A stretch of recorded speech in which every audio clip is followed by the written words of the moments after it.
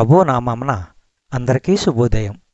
ఈరోజు దేవుని వాగ్దానము ఏమనగా, యోహాను సువార్త 15వ అధ్యాయము 15వ వచనము. దాసుడు తన యజమానుడు చేయు దానిని ఎరుగడు గనుక ఇక మిమ్మును దాసులని పిలువక స్నేహితులని పిలుచుచున్నాను.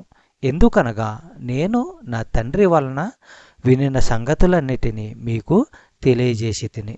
సహోదరి సహోదరులారా, క్రీస్తు శిష్యులు తప్పక లొంగి ఉండవలసిన పామరులైన బానిసల వంటి వారు కారు.